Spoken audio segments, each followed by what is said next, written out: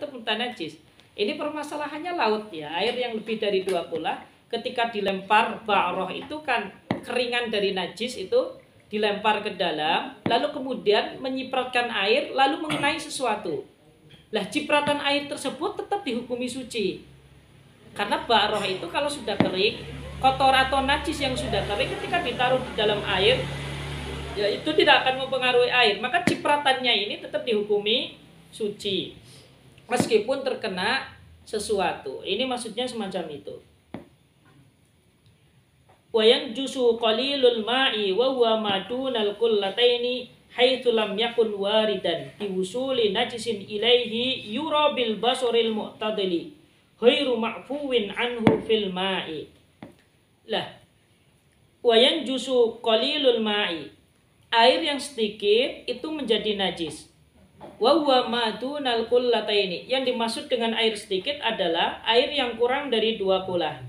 Haitsu lam yakun waridan, ketika air tersebut tidak mengaliri sesuatu tersebut.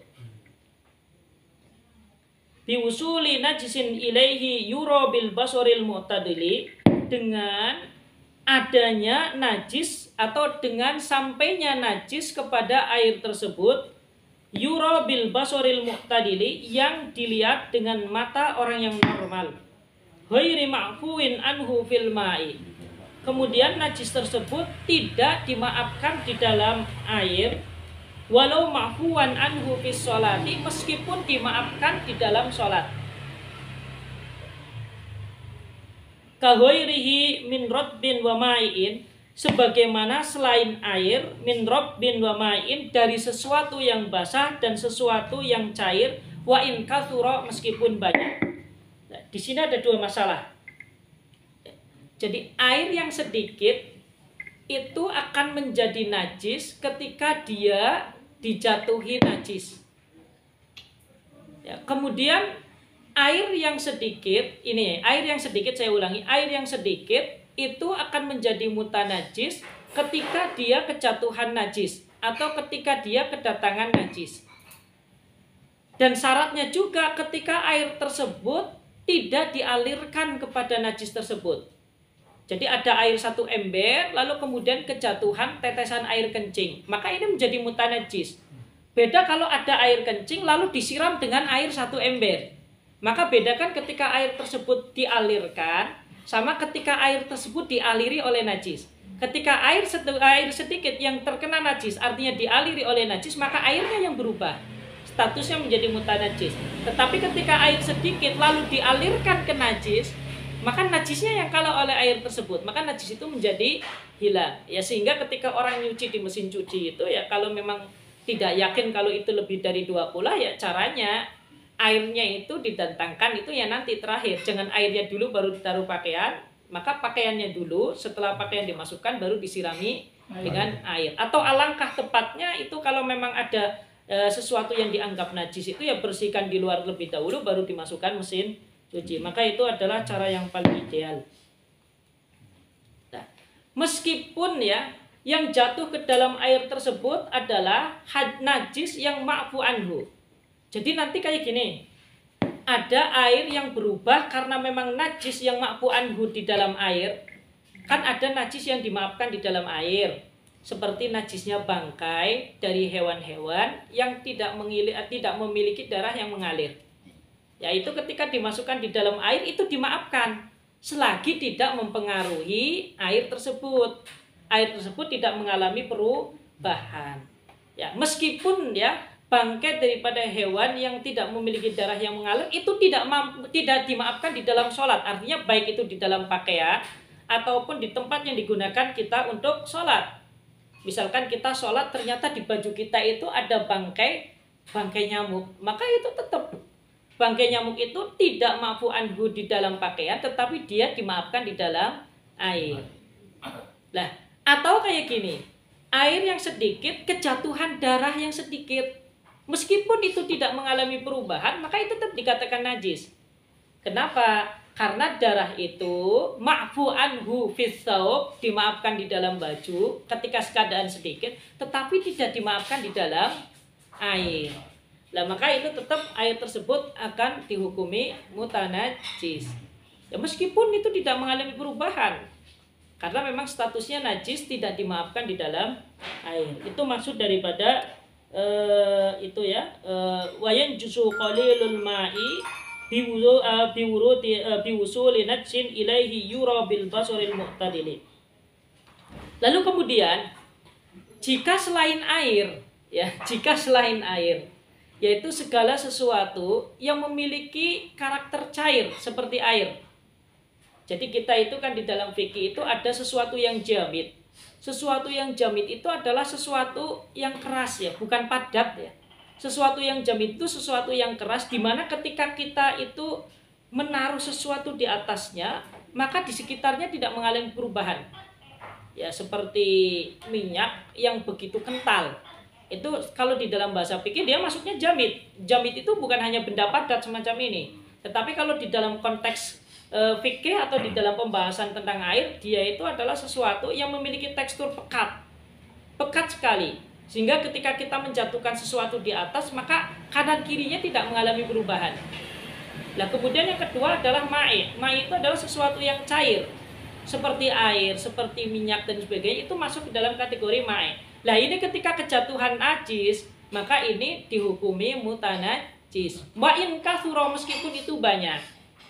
Meskipun itu banyak. Ini perbedaan air dengan selain air. Ya, memang tataran fikihnya memang demikian kalau di dalam madhab Imam Syafi'i. La biusuli maitin la dama li jinsiha sa'ilun inda syakki udwin minha ka'aqrabin wa waza'in. Ya, bukan karena memang air tersebut kejatuhan sesuatu yang tidak memiliki darah yang mengalir. Ini yang tadi saya jelaskan adalah ketika air tersebut kejatuhan sesuatu tetapi yang dimaafkan di dalam air. Ya, di sini kemudian dicontohkan sebagaimana bangkainya jenis-jenis hewan yang tidak memiliki darah yang mengalir. Di sini digambarkan akrob ya. Akrob itu apa itu? Hewan yang memiliki sengat di belakang. Kalau jengking itu. Kemudian wazain itu cicak gitu ya. Ini tidak memiliki darah yang mengalir. Illa intaghayyara ma asabathu walau yasiran. Kecuali jangan dipegang ini. Kecuali jika mengalami perubahan ya. Kalau mengalami perubahan, maka ini akan menjadi berbahaya. Artinya status air tersebut tidak menjadi suci. Fahina idin yang jusu, maka berubah menjadi najis. La sarotonun wa dibdaun fayan jusu bihima. Bukan karena saroton. Saroton itu kepiting ya. Wa dibda itu yang lompat-lompat di air, namanya apa itu? Kodok, bancet, yang kecil-kecil itu banjek. Maka ketika itu mati di dalam air, ya sudah, itu mempengaruhi terhadap status air. Khilafan li jam'in, ini berbeda atau berbeda dengan pandangan sekelompok ulama. Wala bimaitatin, ini panjang ya. Ini saya rampungan saja. Wala bimaitatin, ya, kana nash'uha minal ma'i kal alaqi. Dan juga tidak menjadi mengapa air sedikit yang memang kejatuhan bangkai dari hewan yang memang hidupnya di air. Ya kalau bukan bangkai nggak jadi masalah, tetapi ini permasalahannya adalah bangkai hewan yang memang hidupnya di air. Maka dia tidak mempengaruhi status daripada air tersebut, meskipun sedikit. Ya, kalau air banyak kan kita nggak jadi masalah, selagi itu tidak mengalami perubahan. Tetapi ini masih berbicara dengan air yang sedikit. Walau turiha fihi maitatun min dalika najusa. Tetapi ketika kita lemparkan ya bangkai daripada hewan-hewan yang dimaafkan di dalam air. Jadi tadi saya katakan ada bangkai hewan yang dimaafkan di dalam air ketika dia mati. Tapi ini dengan catatan bangkai tersebut memang tidak dilempar dalam air tersebut. Ada misalkan sejenis lalat lalu jatuh ke air lalu mati, maka ini tidak mempengaruhi terhadap status air. Berbeda ketika ada lalat mati lalu kita lemparkan ke dalam air, maka ini bisa mempengaruhi terhadap status air tersebut. Ini masalahnya kan sebenarnya di dalam fikih itu konsepnya satu. Ketika sesuatu tersebut terjadi secara alami, maka hukum ini akan ringan. Tetapi ketika terjadi tidak secara alami, melainkan karena memang ada campur tangan manusia, maka hukum ini akan menjadi berat. Ya, ini di dalam urusan agama itu kayak gitu. Kalau sesuatu yang terjadi secara alami, maka ini namanya sesuatu yang ma'fu anhu. Tetapi kalau sesuatu yang tidak terjadi secara alami, maka ini tidak sesuatu yang ma'fu anhu. Ini dalam fikih itu memang semacam ini. Wa in kana at-tariqu ghairu